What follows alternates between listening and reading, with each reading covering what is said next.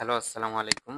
আপনাদেরকে একটি পূজা যেহেতু সামনে পূজার একটা শাড়ি ডিজাইন করেছি সেটা আমি দেখাবো কিভাবে ডিজাইন করেছি। তো এটার ফার্স্টে আমি যে শাড়ির মাপটা সেই মাপটা নিয়ে আমি আঁচলটা আলাদা করে নিয়েছি। আমি লাল কালার নিব, লাল কালারে ডিজাইন করব, একদম রেড কালার সিঁদুর লাল। তো এখানে আমি এই অবজেক্টটা নিয়েছি ফ্লাওয়ার, এটা আগে রিক্রিয়েট করেছি। তারপরে এটা সুন্দরভাবে লাইন প্যাটার্ন করে নিলাম, যেটা জমিনে দিয়ে দিব।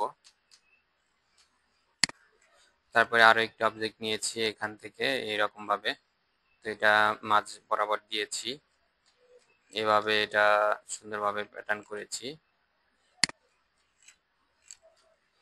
প্যাটার্ন করার পরে এই যে ফ্লোরাল ডিজাইনটা ফ্লাওয়ারটা, তো সেটা আমি এখন আঁচলে এখানে যে যে মাপে আছে সেখান থেকে একটু বড় করেছি আঁচলের জন্য। এটা যেহেতু আমি ভার্টিক্যালি দিয়েছি আর এটা আমি হরিজন্টালি দিয়ে দিলাম, এভাবে সাজিয়ে নিলাম।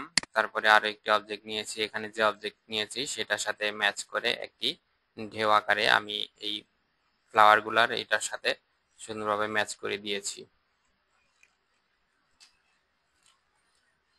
তারপরে এখানে আরো একটি ডট একটা অবজেক্ট নিয়েছি, ওই ডট গুলা আমি বরাবর দিয়ে দিব।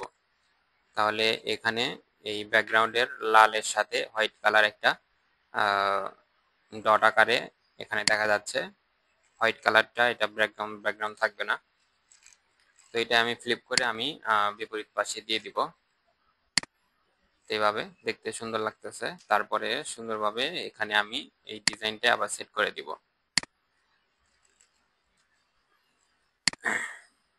তো সবকিছু গ্রুপ টুপ করে এটা ফাইলটা সেভ দিব।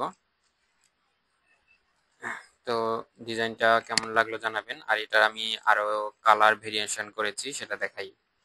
তো এখানে 4টা কালারে ভেরিয়েশন করা হয়েছে, আমি যেটা দেখাইলাম সেটা এটা। তারপরে হচ্ছে এখানে যে ফ্লোরাল ডিজাইনটা আছে ওইটা রেড রেখেছি, বাকিটা হোয়াইট রেখেছি।